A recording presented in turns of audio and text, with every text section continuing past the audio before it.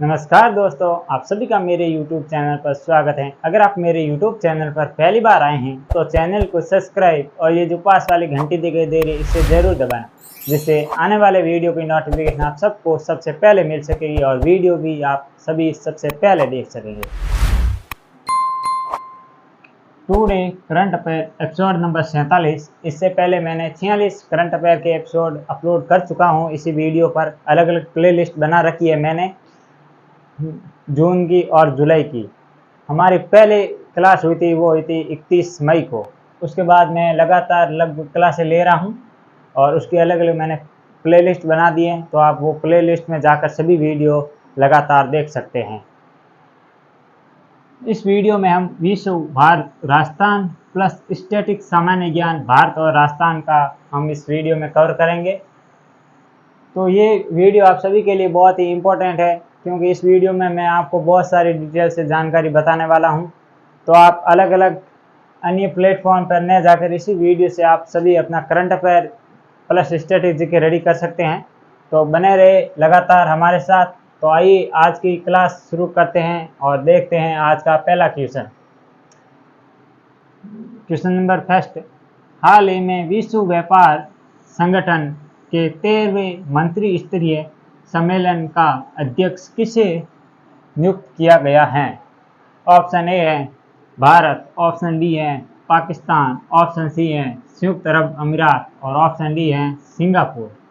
तो इसका जो राइट आंसर होगा वो होगा संयुक्त अरब अमीरात, मतलब यूएई। हाल ही में संयुक्त अरब अमीरात को विश्व व्यापार संगठन के 13वें मंत्री स्तरीय सम्मेलन का अध्यक्ष नियुक्त किया है। आइए अब देख लेते हैं हम पूरी डिटेल से जानकारी, मतलब इस संगठन की स्थापना कब हुई, पहले इसका क्या नाम था, वर्तमान इसके अध्यक्ष कौन है, इसका मुख्यालय कहाँ पर है, ये सारी जानकारी हम देख लेते हैं। तो विश्व व्यापार संगठन WTO, वर्ल्ड ट्रेड ऑर्गेनाइजेशन, विश्व व्यापार संगठन, पुराना नाम पहले लिखते हैं। पुराना नाम, तो पुराना नाम था इसका GATT, गेट। ये इसका पुराना नाम था। आप सभी को ये बताना है कि गेट की फुल फॉर्म क्या होती है, ये आप सभी को बतानी है। और इसकी स्थापना कब हुई? तो स्थापना हुई 1 जनवरी 1995 को इसकी स्थापना हुई थी। इसका मुख्यालय कहाँ पर है या हेडक्वार्टर? तो ये है जिनेवा, स्विट्जरलैंड में। जिनेवा, स्विट्जरलैंड में। और इसके अलावा इसके वर्तमान अध्यक्ष कौन है? वर्तमान अध्यक्ष इधर लिख लेता हूं मैं, अध्यक्ष। तो इस संगठन मतलब WTO की वर्तमान अध्यक्ष है नागोजी ओंकाजा-इलेवा। नागोजी ओंकाजा नाकोजी ओंगाजा इवेला, ऐसा ही कुछ नाम है, इवेला। और ये किस देश की निवासी है? तो ये है नाइजीरिया की। नाइजीरिया की है।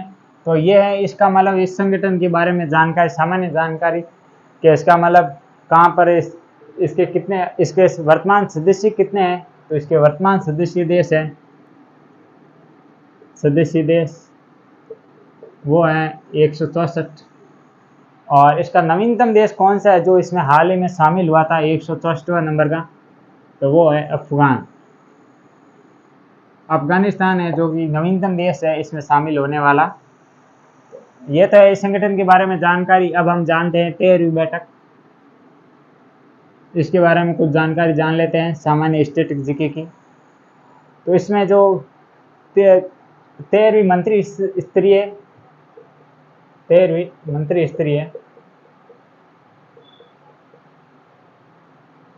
स्तरीय जो ये बैठक हो रही है वो हो रहे मंत्री, ये कब होगी, तो ये होगी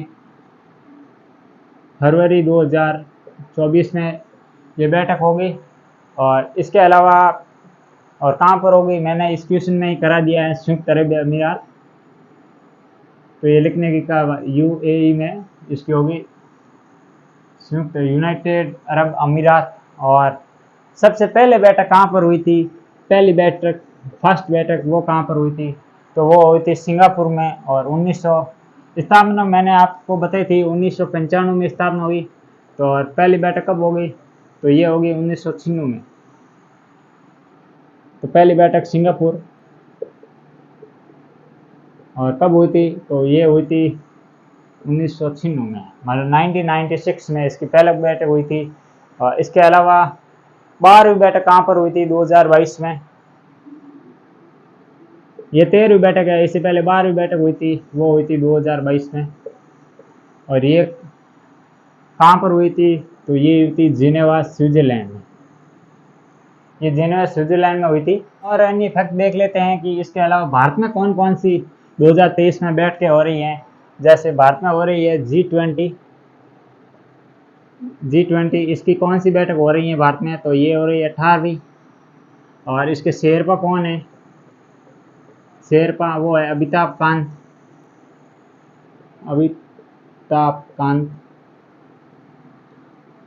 अमिताभ कांत है इसके शेरपा। और इसके अलावा ब्रिक्स 2023 किस देश में हो रही है, ब्रिक्स, पहले ये ब्रिक्स था, फिर इसके अंदर साउथ अफ्रीका आने से ब्रिक्स बन गया है। तो ये ब्रिक्स की बैठक 2023 में कहाँ पर हो रही है, 2023, तो ये हो रही है साउथ अफ्रीका में। ये ऐसे क्रम चलता है जैसे Brazil, Russia, India, China, south Africa. जैसे इस बार हो रही है 2023 में दक्षिण अफ्रीका में, इसके बाद 2024 में कहाँ होगी वापस, ये होगी ब्राज़ील में। और 25 में कहाँ पर होगी, तो ये होगी वापस रूस, रशिया में। और इसके अलावा 23, 24, 25, 26 में कब होगी, 2026 में होगी, ये वापस भारत में होगी ये बैठक। और 27 में वापस चीन में होगी। और 28 में वापस दक्षिण। ये इसका क्रम चलता है, प्रत्येक साल एक एक देश चेंज होता रहता है, इसकी बैठकें भी अलग अलग आयोजित की जाती हैं। इसके अलावा G7 के बारे में हम देख लेते हैं, प्रमुख संगठन करा रहा हूँ मैं साथ साथ में आपको इसी क्वेश्चन में। G7 की हाल ही में 2023 की बैठक कहाँ पर आयोजित की गई, पहले तो ये देखते हैं इस G7 में कौन कौन से देश हैं। तो इसमें जो देश है वो है JUICE,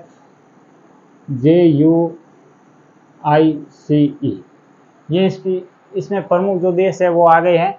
JUIC है, Germany, France, Japan, USA, India, China, ये ऐसे इसकी फुल फॉर्म होती है, ध्यान रखना ये प्रमुख देश है।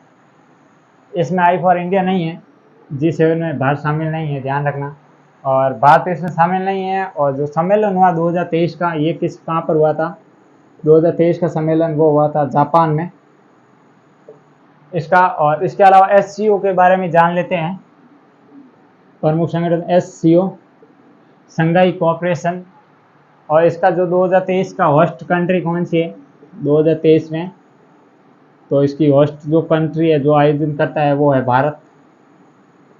भारत 2023 में SCO की बैठकों का आयोजन कर रहा है। और इसके अलावा SCO का हाल ही में नवीनतम सदस्य कौन सा बना, नोवा, तो वो बना ईरान। ईरान इसमें शामिल होने वाला 9वां सदस्य बना है SCO में।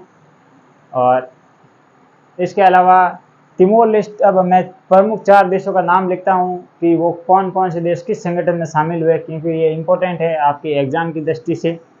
तो मैं इधर नाम लिख देता हूँ। और प्रमुख देश 4 देश हैं, जैसे 1, 2, 3, 4। जैसे पहला देश का नाम है वो है तिमोर लिस्ट, तिमोर लिस्ट। और इसके अलावा दूसरा लिख देता हूँ मैं फिनलैंड और ईरान और मिस्र। फिनलैंड, ईरान मिस्र। ये वो देश है जो हाल ही में प्रमुख महत्वपूर्ण जो संगठन है उसमें शामिल हुए हैं, जैसे आसियान में हुआ है। तिमोर लिस्ट किस में हुआ है? आसियान में। और आसियान में शामिल होने वाला ये कौन सा देश बना है? तो ये बना है 11वां देश आसियान में शामिल होने वाला। और फिनलैंड ये नाटो में शामिल हुआ है, नक्टा, जिसे नक्टा भी कहते हैं, नाटो। और ये कौन सा देश बना? 31वां देश बना।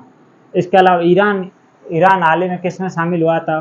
तो एससीओ में शामिल हुआ था ईरान। और ये कौन सा देश बना था? ये बना 9वां देश। और इसके अलावा मिस्र, ये किस में शामिल हुआ था? तो ये मिस्र हुआ न्यू डेवलपमेंट बैंक, इसमें शामिल हुआ। और ये ध्यान रखना। और इसके अलावा COP 28 कहाँ पर आयोजन किया जाएगा, ये आप सभी को कमेंट बॉक्स में बताना है। COP 28 के बारे में कि ये कहाँ पर आयोजन किया जाएगा, इसके बारे में डिटेल से जानकारी बतानी। तो ये था इस एक क्वेश्चन के बारे से पूरी संपूर्ण डिटेल जानकारी, क्योंकि इस क्वेश्चन के साथ साथ जो अन्य फैक्ट बताएं वो इम्पोर्टेंट है आपके एग्जाम की दृष्टि से। तो मैंने इसके साथ जो महत्वपूर्ण फैक्ट है वो विश्व स्तर में वो मैंने आप सभी को बता दिया है। तो आइए आगे बढ़ते हैं दूसरे क्वेश्चन पर। आज का दूसरा क्वेश्चन है, हाल ही में किसने पारिवारिक मूल्यों की रक्षा के लिए ट्रांसजेंडर विवाह और लिंग परिवर्तन पर कानूनी प्रतिबंध लगा दिया है? कानूनी तौर पर ये किस देश ने हाल ही में ये प्रतिबंध लगाया है कि पारिवारिक मूल्यों पर, जैसे जो पारिवारिक परंपरा चली आ रही है उसको नुकसान न पहुंचाए, उसकी रक्षा के लिए ट्रांसजेंडर विवाह और लिंग परिवर्तन, जो ट्रांसजेंडर होते हैं ना उसका विवाह, और जो लिंग परिवर्तन करते हैं जैसे स्त्री से पुरुष बनते हैं, पुरुष से स्त्री बनते हैं, तो उस परिवर्तन पर कानूनी प्रतिबंध लगाया। मतलब एक विधेयक पेश, मतलब विधानसभा में या जो वहाँ की पार्लियामेंट थी वहाँ पर एक बिल पेश करके कानून बना दिया है। तो ये किस देश ने किया है? आइए देखते हैं। ऑप्शन ए है चीन, ऑप्शन बी है रूस, ऑप्शन सी है उत्तरी कोरिया और ऑप्शन डी है भारत। तो इसका जो राइट आंसर होगा वो तो होगा रूस।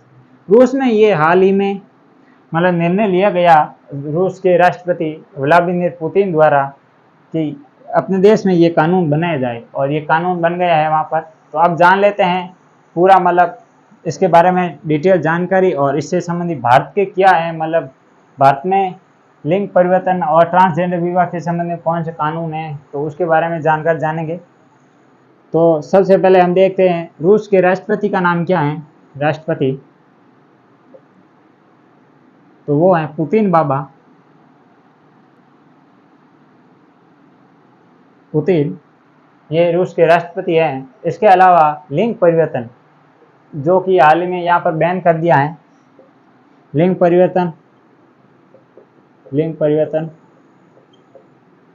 और इसके अलावा जो मेल से फीमेल बनते हैं, मेल से फीमेल बनते हैं या फीमेल से मेल बनते हैं, फीमेल से मेल बनते हैं, इससे संबंधित है। और इसके अलावा ट्रांसजेंडर विवाह उस पर भी बैन लगा दिया है। ट्रांसजेंडर विवाह इस पर क्या लगा दिया है? बैन लगा दिया है। और इसके अलावा समलैंगिक, जो समलैंगिक माता पिता बनते हैं उस पर भी बैन लगा दिया है। ये भी एक फैक्ट है। समलैंगिक, जो समलैंगिक माता पिता बनते हैं,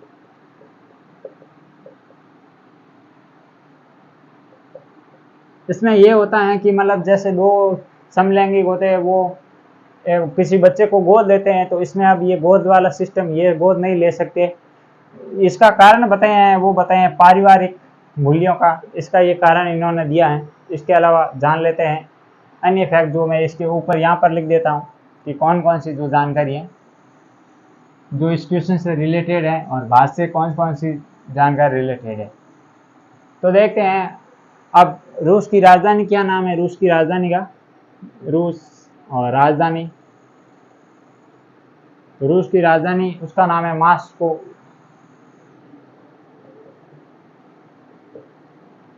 और रूस की अंतरिक्ष एजेंसी का नाम क्या है? अंतरिक्ष एजेंसी, अंतरिक्ष एजेंसी, तो उसका नाम है रोसकोसमोस। नाम बहुत तकड़ा है, रोसकोसमोस, ये इस कंपनी का नाम है जो अंतरिक्ष, इसमें मतलब रूस की अंतरिक्ष एजेंसी है, सरकारी एजेंसी रोसकोसमोस। और इसके अलावा रूस के नेविगेशन सिस्टम है, उसका क्या नाम है?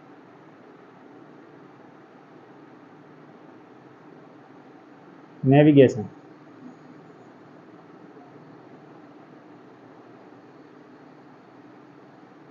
सिस्टम का क्या नाम है? तो वो नाम है नेविगेशन सिस्टम का, वो है इसका ग्लोनाक्स। ग्लोनास इसका नेविगेशन सिस्टम का नाम है। और इसके अलावा भारत में समलैंगिक संबंधित, मैंने कहा था ना कि भारत से भी संबंधित देखेंगे, तो एक केस आया था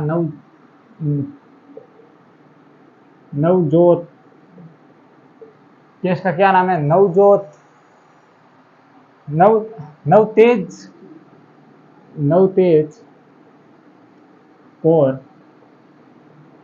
नवतेज कौर केस। ये किससे संबंधित था? समलैंगिक से संबंधित था। और इस केस में क्या कहा गया? तो इस केस में कहा गया है कि जो मतलब आईपीएस की जो धारा है, आईपीसी की धारा है, वो कौन सी है? 377 थे। इसमें जो समलैंगिक जो संबंधी कोई कानून विरोध था तो उसको हटा दिया गया है। और भारत में समलैंगिक विवाह और समलैंगिक लिंग परिवर्तन ये कर सकते हैं, इसमें कोई मतलब नहीं है, मतलब इससे संबंधित कानून नहीं बनाए गए हैं कोई। और इसके अलावा आपने सभी ने सुना होगा क्लीनफेल्टर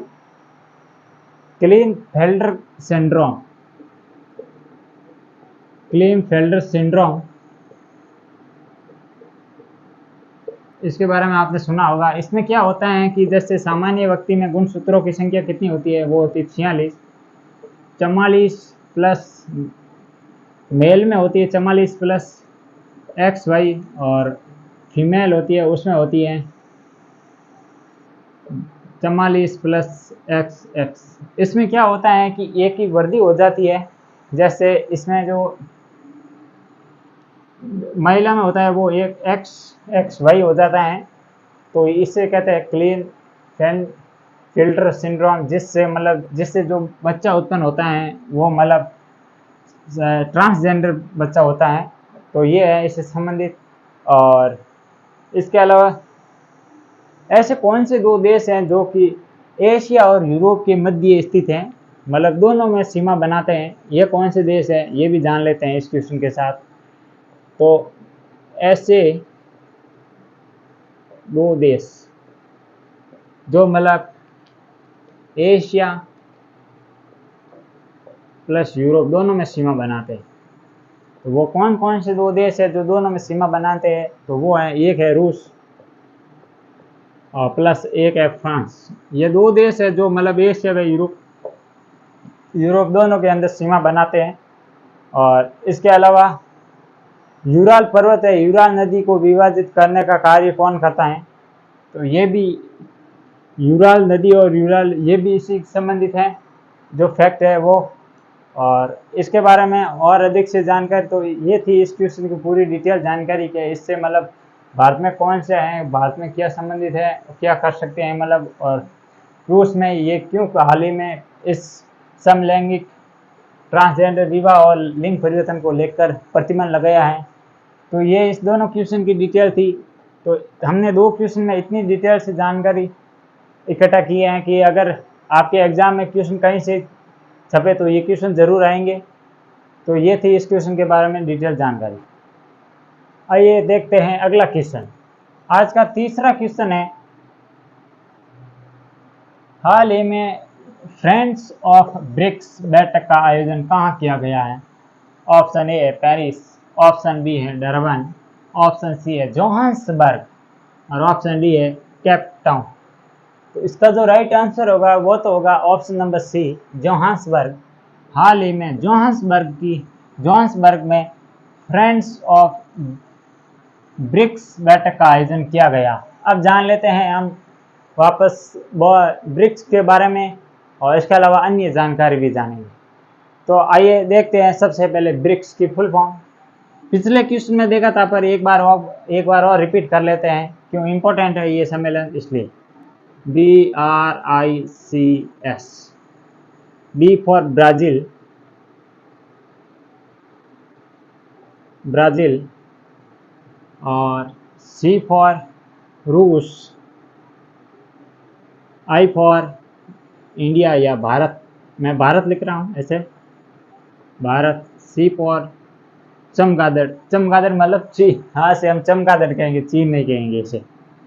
इसके अलावा C फॉर दक्षिण अफ्रीका। ये ब्रिक्स में शामिल प्रमुख देश है, 1 2 3 4 5 देशों से मिलकर ब्रिक्स बना है, ध्यान रखना। और इसके अलावा मतलब प्रथम सम्मेलन कब हुआ था ब्रिक्स का, या इससे पहले ये देख लेते हैं कि जिन इस ब्रिक्स के संस्थापक या मतलब जो प्रमुख किसने कहा था कि ब्रिक्स की स्थापना होनी चाहिए, या संकल्पना किसने कही थी, या किसने रखी थी संकल्पना। तो ब्रिक्स की संकल्पना किसने रखी, तो वो रखी थी उन व्यक्ति, महान व्यक्ति का नाम है जिम ओ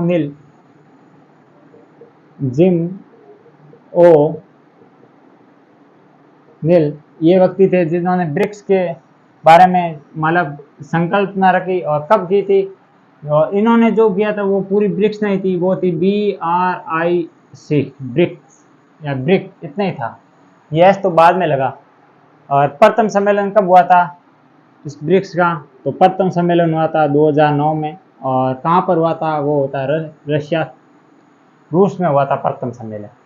और जो ये एस है ना, मतलब साउथ अफ्रीका, ये कब जुड़ा था इसमें, तो शामिल हुआ था 2010 में। और शामिल होते पान ये पूरा कंप्लीट ब्रिक्स बन गया। और इसके अलावा अब प्रमुख बैठ के देख लेते हैं, जैसे मैं इधर लिख देता हूँ 2021, 2022, 2023, 2024, इतनी काफ़ी है। ये हुई थी भारत में, और ये हो गई चमगादड़। और इसके अलावा ये हो गया इस साल जो चल रही है, वो है चल रही है दक्षिण अफ्रीका। और इसके अलावा ये कहाँ पर होगी, तो ये होगी वापस ब्राज़ील में, ये ब्राज़ील में होगी। तो ये पूर्व इसके बारे में जानकारी थी।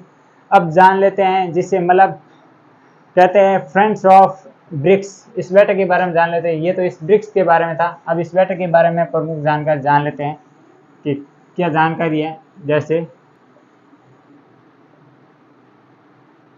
Friends of BRICS, friends of BRICS इसके बारे में जानकारी जान लेते हैं। मतलब इसका आयोजन मतलब भारतीय ओर से ये इसमें सम्मेलन में भाग कौन लेंगे, तो भारतीय ओर से सम्मेलन भाग लेंगे अजीत डोभाल, मतलब ये कौन है, तो ये हैं राष्ट्रीय सुरक्षा सलाहकार, नेशनल एडवाइजर, राष्ट्रीय सुरक्षा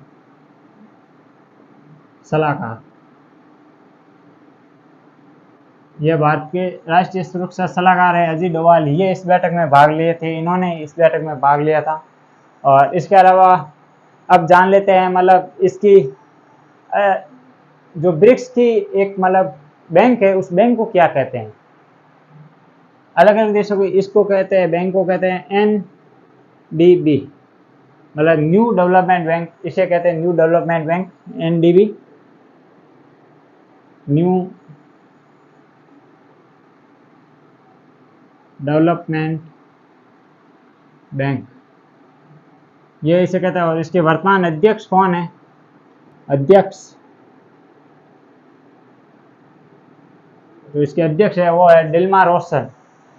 क्या है, डिल्मा रोसेफ, ये इसकी वर्तमान अध्यक्ष हैं NDB न्यू डेवलपमेंट बैंक की। और इसके अलावा दक्षिण अफ्रीका में घास के मैदानों को क्या कहते हैं ये भी देख लेते हैं, ये इसके बारे में जानकारी देख लिया। अब दक्षिण अफ्रीका के बारे में कुछ अन्य फैक्ट भी देख लेते हैं और इसके अलावा वहाँ की ज्योग्राफी के संबंधित जो फैक्ट है वो भी देख लेते हैं। जैसे मैं यहाँ लिख देता हूँ, दक्षिण अफ्रीका में घास के मैदान को क्या कहते हैं। तो दक्षिण अफ्रीका में जो घास के मैदान होते हैं उनको क्या कहते हैं, तो उनको कहते हैं वेल्ड्स, वेल्ड्स कहते हैं, वेल्ड्स, वेल्ड्स कहते हैं। और इसके अलावा अब मैं 4 प्रमुख यहाँ पर तथ्य लिख रहा हूँ, जैसे प्रमुख रेखा, प्रमुख नदी और नदी लिख देता हूँ और कौन सी नदी कौन सी रेखा को काटती। जैसे नंबर 1 पे लिखता हूँ लिम्पोपो नदी, लिम्पोपो नदी। और इसके अलावा नंबर 2 पर लिख देता हूँ मैं माही नदी। और इसके अलावा जो नंबर 3 पे लिख देता हूँ वो भी लिख देता हूँ कांगो नदी, कांगो नदी, कांगो गणराज्य में बहती है कांगो नदी।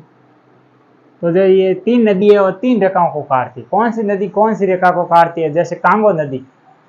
और इसके अलावा सबसे पहले हमने लिखी है लिम्पोपो नदी, तो लिम्पोपो नदी है जो मकर रेखा को 2 बार काटती है, मकर रेखा को 2 बार काटती है, काटती है। माही नदी ये कर्क रेखा को 2 बार काटने वाली नदी है, जो कि राजस्थान में इसका पर्वत क्षेत्र है। तो ये है कर्क रेखा, कर्क रेखा को 2 बार काटने वाली, ये सेम ही है, ऐसे मैचिंग कर रहा हूँ। और कांगो नदी ये भूमध्य रेखा को 2 बार काटने वाली नदी है, ध्यान रखना, ये इंपॉर्टेंट फैक्ट है। भूमध्य रेखा को काटने वाली नदी। तो ये हो गए इसके बारे में फैक्ट। और इसके अलावा अब हम देख लेते हैं अंडर 19 महिला T20 वर्ल्ड कप जो पहली बार कहाँ पर हुआ था, वो भी हुआ था दक्षिण अफ्रीका के अंदर।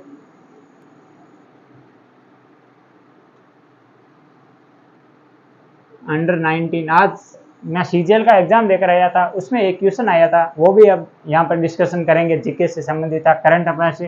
करंट अफेयर तो अब नहीं कह सकते, एसएससी वाले बहुत ही प्राचीन करंट अफेयर पूछ रहे हैं, 2-3 साल के प्राचीन करंट अफेयर के क्वेश्चन था, वो भी मैं अभी इस क्वेश्चन से रिलेटेड था, वो भी डिस्कशन करने वाला हूँ।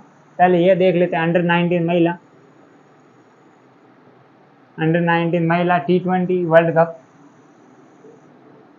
T20 वर्ल्ड कप,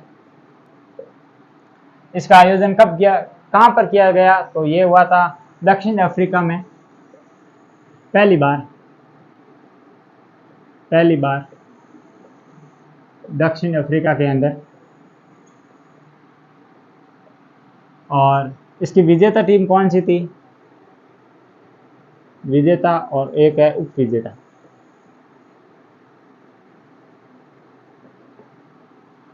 विजेता टीम थी वो थी भारत और उप विजेता थी England.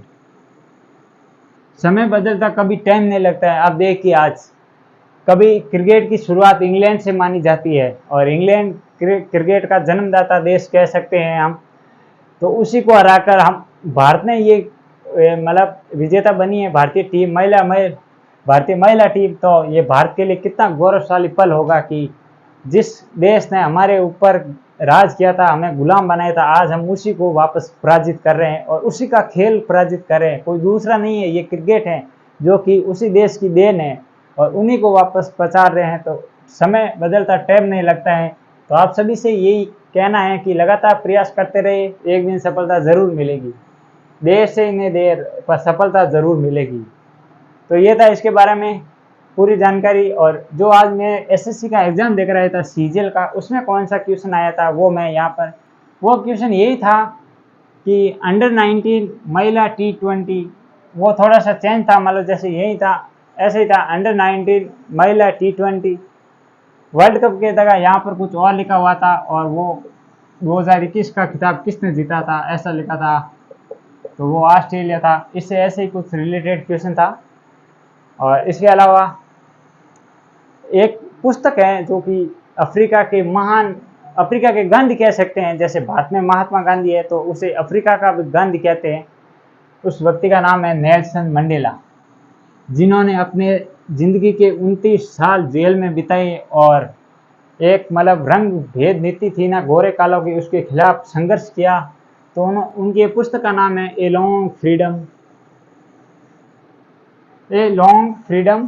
Long walk to freedom, walk to freedom, ये इनकी पुस्तक है। नेल्सन मंडेला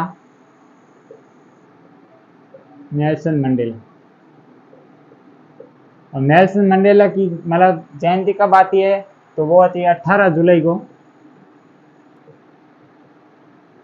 नेल्सन मंडेला दिवस भी मनाया जाता है 18 जुलाई। तो ये था इस क्वेश्चन से रिलेटेड पूरी जानकारी। अगर ये वीडियो आपको अच्छा लग रहा है तो वीडियो को ज़्यादा से ज़्यादा लाइक करें और अपने दोस्तों को शेयर जरूर करें, उनको भी पता चल सके कि एक ही वीडियो में विश्व, भारत, राजस्थान प्लस स्टैटिक सामान्य ज्ञान ये सभी कराए जा रहे हैं। तो इधर उधर भटकने की जरूरत नहीं है। एक ही प्लेटफॉर्म पर मेरे YouTube channel exam level GK पर कवर करा रहा हूँ मैं प्रतिदिन आपके लिए क्लास। सुबह 6 बजे आती है ये क्लास। तो आप बने रहिए हमेशा और ज़्यादा से ज़्यादा लाइक ज़रूर करें और वीडियो को शेयर और सब्सक्राइब करें ताकि मेरा चैनल भी आगे बढ़ सके और मोनेटाइजेशन हो सके। आप सभी अपना सहयोग करें। तो आगे बढ़ते हैं, क्वेश्चन देखते हैं चौथा। हाल ही में ब्रिटिश ओपन में पहली बार टॉप 20 में शामिल होने वाले भारतीय गोल्फर कौन है? ऑप्शन ए है शुभंकर शर्मा, ऑप्शन बी है अनिबॉर्न लहाड़ी, ऑप्शन सी है जीव मिल्खा सिंह और ऑप्शन डी है ज्योति रंधावा। तो इसका जो राइट आंसर होगा वो होगा ऑप्शन नंबर ए शुभंकर शर्मा जो हाल ही में कौन सा ब्रिटिश ओपन में पहली बार टॉप 10 में शामिल होने वाले प्रथम भारतीय बने हैं। यह भी गौरवशाली का क्षण है जो भारत के लिए, क्योंकि ये इसमें शामिल होना एक बहुत ही कठिन मान सकते हैं, क्योंकि सबसे टॉप 10 में शामिल होना वो भी गोल्फ के अंदर, ये भी बहुत अच्छी बात है भारत के लिए। अब जान लेते हैं ब्रिटिश ओपन के बारे में। ब्रिटिश ओपन ये दुनिया का सबसे पुराना गोल्फ टूर्नामेंट है। दुनिया का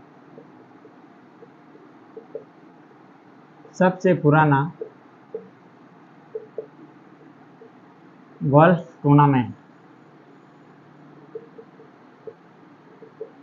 ये दुनिया का सबसे पुराना गोल्फ टूर्नामेंट है। और ये कौन सा क्रम का है तो ये भी देख लेते हैं एक बार। तो ये है 100, इसका जो क्रम है वो है 151वां क्रम का ये टूर्नामेंट है, जिसमें ये टॉप 10 में भारतीय खिलाड़ी शुभंकर शर्मा ने जगह बनाई है। और इसके अलावा शुभंकर शर्मा की रैंक कौन सी है, पहले तो ये देख ले ये निवासी कहाँ के हैं। तो ये झांसी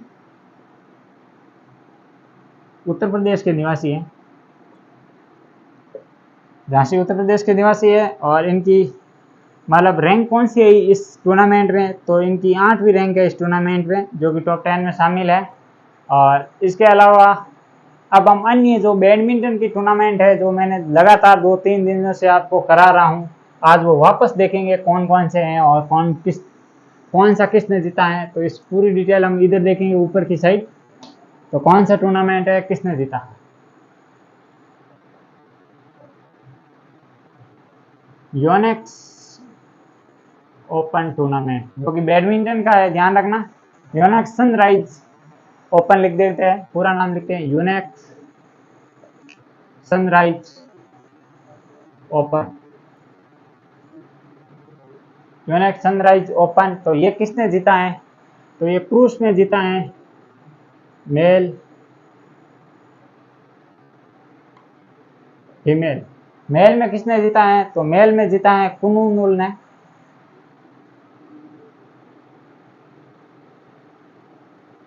कुलुलुन ने जीता है, मतलब कुनवलुन ने जीता कुलवलुन। और इसके बाद फीमेल में किसने जीता है? तो ये जीता है एनसी यंग ने जीता है। ये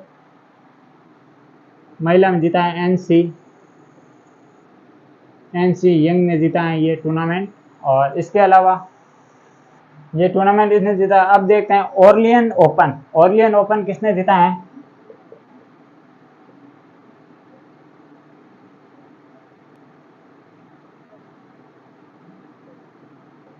ऑरलियन ओपन तो ये जीता है प्रियांशु रजावत ने। प्रियांशु राजावत ये जीता है इसने ऑरलियंस ओपन। और इसके अलावा कनाडा ओपन ये किसने जीता है? कनाडा ओपन तो ये जीता है सात्विक चिराग। ये जीता है लक्ष्य सेन ने ये टूर्नामेंट जीता है। और इसके अलावा अब देखते हैं दूसरा कनाडा ओपन ये हो गया है। और इंडोनेशिया, कोरियाई और स्विस ओपन, ये 3 टूर्नामेंट एक साथ ही लिख देता हूँ क्योंकि इसके विजेता एक ही है। आप सभी भली बातें जानते होंगे। इंडोनेशिया,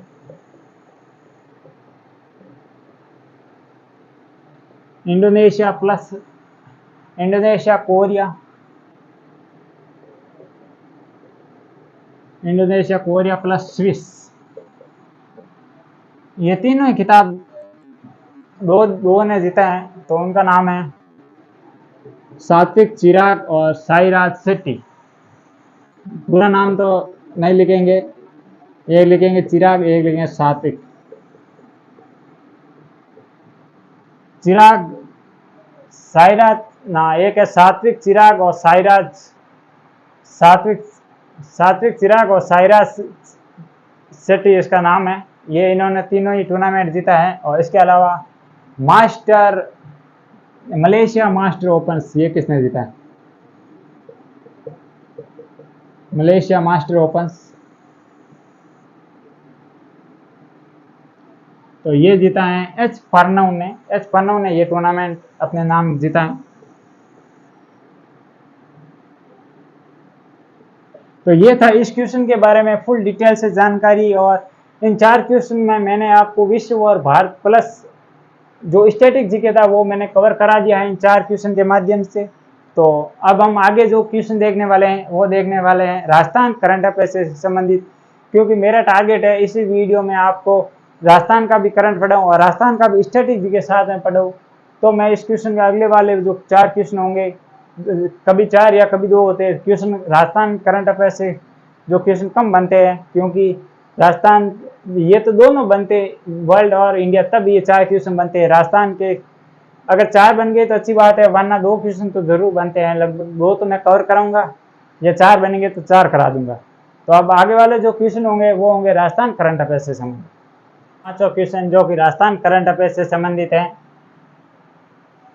विधानसभा में राजस्थान प्लेटफॉर्म आधारित गिग कर्मकार, जिसे गिग वर्कर भी कहते हैं या गिग कर्मकार विधेयक 2023 कब पारित हुआ है?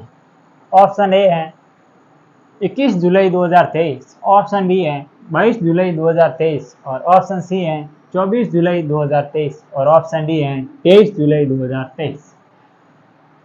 इसका जो राइट आंसर होगा वो होगा ऑप्शन नंबर सी 24 जुलाई 2023। 24 जुलाई 2023 को राजस्थान प्लेटफॉर्म आधारित गिग्स वर्कर, ये कौन से वर्कर है? जैसे ऑनलाइन फूड डिलीवरी की जो सर्विस देते हैं उनके लिए विधेयक पारित किया है। और इससे जो एक समिति, एक बोर्ड बनाया जाएगा और इनके कल्याणकारी जो कार्य वो किए जाएंगे गिग वर्कर्स। दिस इज, तो आप देख लेते हैं मतलब बजट 2023-24 और इसके अन्य महत्वपूर्ण फैक्ट भी देखते हैं। बजट 2023-24 और ये किस मतलब ये गिग वर्कर के लिए है। एक मतलब इसमें ये घोषणा की गई थी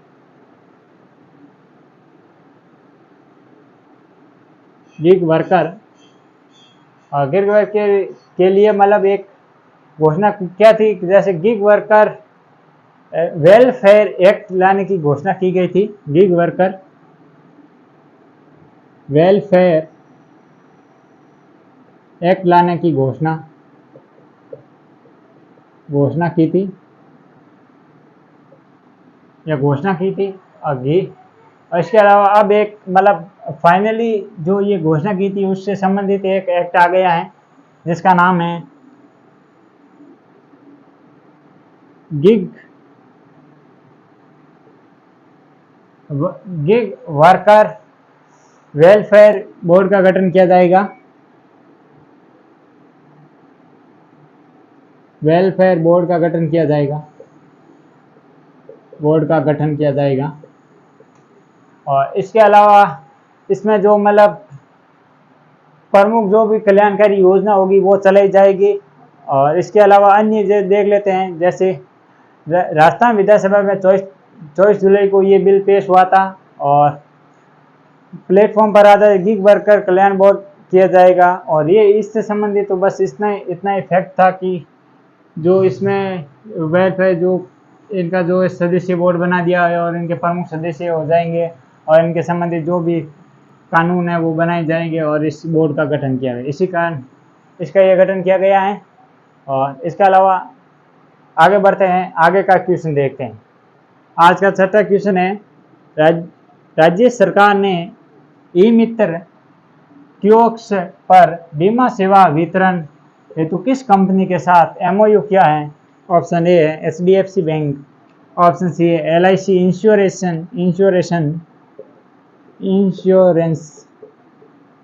एक्वायर इंश्योरेंस, और ऑप्शन डी है आईडीएफसी फर्स्ट इंश्योरेंस। ये कौन सी इंश्योरेंस कंपनी है जिसके साथ राज्य सरकार ने ई मित्र कियोस्क, इससे ये संबंधित है। अब कोई भी आपको जैसे योजना का लाभ उठाना है तो अलग अलग जाने की जरूरत नहीं है, कहीं पर सीधे ही आप ई मित्रा पर जाइए तो वहाँ पर सब योजना से संबंधित लिंक होगा और इससे आप बीमा करा सकते हैं। इसमें अलग अलग जाने की जरूरत नहीं है। तो ये है। इसके अलावा इसका लक्ष्य क्या है राज्य सरकार का, कि आम आदमी तक पहुंच हो, क्या बीमा पहुंच आम आदमी तक करानी है। जो बीमा पहुंच है वो आम आदमी तक करानी है, या आम आदमी तक होनी चाहिए बीमा की पहुंच, ये इससे संबंधित है। और इसके एमओयू क्या है, वो क्या है, बीमा सेवा वितरण कंपनी। और इसमें जो बीमा कंपनी है, बीमा सेवा वितरण कंपनी एक्वायर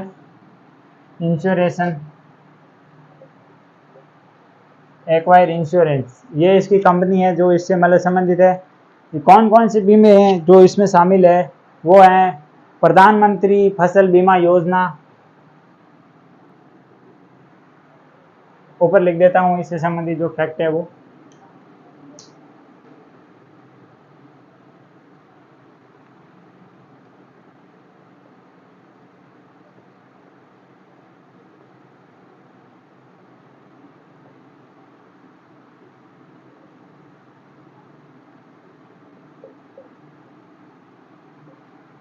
प्रधानमंत्री फसल बीमा योजना।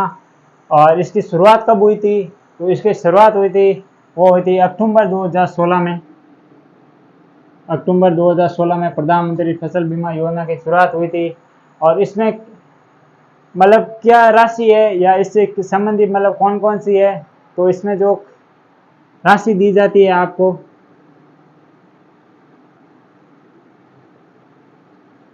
राशि वो है मतलब रबी, व्यापारिक और खरीफ फसल, तीन अलग अलग फसलों से संबंधित हैं। एक है रबी, एक है व्यापारिक और इसके अलावा एक है खरीफ। इसमें अलग अलग प्रतिशत से भी आपको इंश्योरेंस या फसल बीमा योजना में शामिल किया जाता है।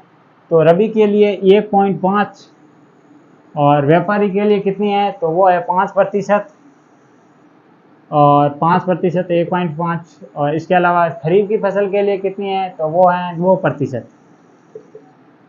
खरीफ की फसल के लिए 2% है। और इसके अलावा जो दूसरी योजना है जिससे ये संबंधित है वो है चिरंजीवी योजना है। नंबर 2 है वो है मुख्यमंत्री चिरंजीवी स्वास्थ्य बीमा योजना।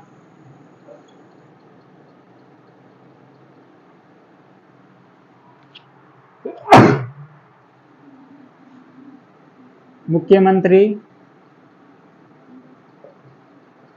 चिरंजीवी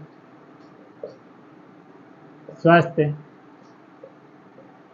बीमा योजना, ये भी इसमें शामिल किया गया है, जहां पर आप ई मित्रा पर जाकर अपना रजिस्ट्रेशन करवा सकते हैं। तो इसके बारे में जान लेते हैं। इसकी शुरुआत कब हुई थी? मुख्यमंत्री चिरंजीवी स्वास्थ्य बीमा योजना, तो इसकी शुरुआत हुई थी, वो हुई थी 1 मई 2021 लिखूं या 22? आप बताइए, 2021 लिखूं या 22? इस योजना की शुरुआत कब हुई है? तो वो हुई है 2021 को। और इसके अलावा इसमें शुरुआती क्या मतलब जो कौन कौन से प्रावधान थे इस योजना में? सबसे पहले इसमें था 5 लाख रुपए। जब ये योजना शुरू हुई तो उस समय राजस्थान के प्रत्येक नागरिक को जो इस योजना के तहत लाभान्वित होंगे तो उसके लिए 5 लाख रुपए थी। उसके बाद राज्य सरकार ने इसकी थोड़ी सी बढ़ोतरी की है, तो वो कितनी की थी? तो 10 लाख रुपए की थी। और इसके बाद जो बजट 2023-24 का बजट आया है फरवरी में, उसमें राज्य सरकार ने इस 10 लाख को बढ़ाकर सीधे ही 25 लाख रुपए तक कर दिया है। 25 लाख रुपए तक आपको कैशलेस स्वास्थ्य बीमा इसमें आपको रुपए मिलेंगे। और इसमें मतलब इसमें प्रीमियम राशि कितनी है ये तो मिलेंगे कैशलेस। इसके अलावा प्रीमियम राशि इसमें कितनी है?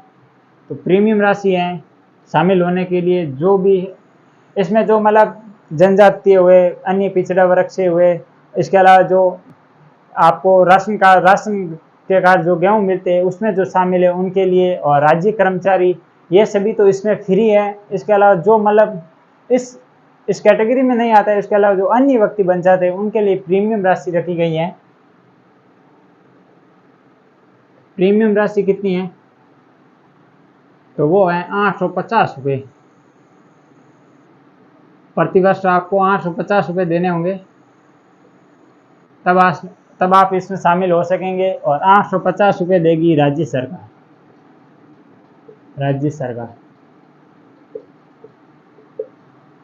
तब इसमें आप शामिल होंगे, फ्री नहीं होंगे।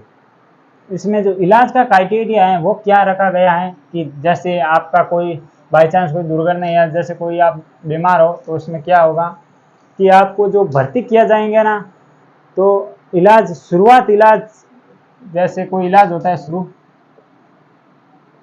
शुरुआत में 5 दिन इलाज से पहले तो होगा 5 दिन, ये दिन याद रखना इंपॉर्टेंट है। और इसके अलावा जो इलाज हो गया, जैसे मान लो ऑपरेशन हो गया, तो उसके बाद कितने दिन? तो उसके बाद 15 दिन आप रुक सकते हो। 15 दिन तक आपका जो भी पैसा मतलब इलाज का लगेगा वो इस योजना के तहत नहीं लगेगा, फ्री लगेगा। तो टोटल मिला के 10 दिन है। ये एक बार क्वेश्चन आ रखा है कि जो मतलब दिनों की संख्या पूछी थी, तो यहाँ पर कभी 7 गए, कभी यहाँ पर 10 थे, तो ऐसे करके थे। तो आप सभी को याद रखना है कि 5 दिन पहले मतलब भर्ती हुए तब 5, और उससे जो ऑपरेशन हुआ उसके बाद 15 दिन तक आपका कोई पैसा नहीं लगेगा इस योजना के तहत। और इसके अलावा इसी योजना के साथ एक और योजना शुरू की गई थी, वो क्या थी? तो वो भी जान लेते हैं इस योजना की तरह डिटेल में। तो वो क्या थी? मुख्यमंत्री दुर्घटना सुरक्षा बीमा या मुख्यमंत्री दुर्घटना बीमा योजना। नंबर 3, मुख्यमंत्री दुर्घटना बीमा योजना। ये योजना कब शुरू हुई थी? तो ये योजना भी इसी के साथ हुई थी, मुख्यमंत्री चिरंजीवी स्वास्थ्य योजना के साथ 1 मई 2022 को ये इसकी शुरुआत हुई थी, बाद में हुई थी 1 साल। और इसके अलावा इसमें जो राशि कितनी है? तो वो राशि है, पहले तो थी 5 लाख रुपए और अब कर दी 10 लाख रुपए। तो पहले कितनी थी? तो पहले थी वो 5 लाख और अब कितनी कर दी गई है? तो अब कर दी है सीधे 10 लाख रुपए। अगर आपका कोई दुर्घटना में क्यों कुछ नुकसान होता है शारीरिक, तो आपको 10 लाख रुपए दिए जाएंगे इस योजना के तहत। जो इसकी वो क्राइटेरिया है वो, तो ये 2 क्वेश्चन थे, इसके बारे में हमने पूरी डिटेल से जानी है। और ये था हमारा आज का वीडियो, जिसमें मैंने विश्व, Bharat, Rajasthan plus static GK cover कराने की कोशिश की है। और अगर ये आपको ये वीडियो कैसा लगा कमेंट बॉक्स में ज़रूर बताएं, और वीडियो को ज़्यादा से ज़्यादा शेयर करें अपने दोस्तों को, ताकि उनको भी मतलब ये जानकारी मिल सके और ये वो वीडियो देख सके और हमें भी कुछ मोटिवेशन मिल सके। तो आप इसे ज़्यादा से ज़्यादा लाइक करना है। आज के लिए इतना ही, कल और मिलेंगे इसी समय, आपके 6 बजे वीडियो अपलोड हो जाएगी। अभी तो शुरुआत किया है, तो शुरुआत में तो आपको रिकॉर्डेड क्लास ही मिल रही हैं। अगर आगे चैनल ग्रो हुआ और अच्छे रेस्पॉन्स मिला, मुझे सपोर्ट मिला, तो हम डिजिटल बोर्ड लाएंगे, तो सीधा लाइव क्लास से ही लेंगे, जिससे आप सुबह 6 बजे मेरे साथ जुड़कर करंट अफेयर पढ़ेंगे। तो ये भी आने वाले समय में हम करेंगे। अभी तो हम इसी रिकॉर्डेड के माध्यम से आपको क्लासेस प्रोवाइड करा रहा हूँ मैं। तो ये वीडियो अच्छा लगा तो ज़्यादा से ज़्यादा शेयर कर जरूर करें। तो थैंक यू, धन्यवाद।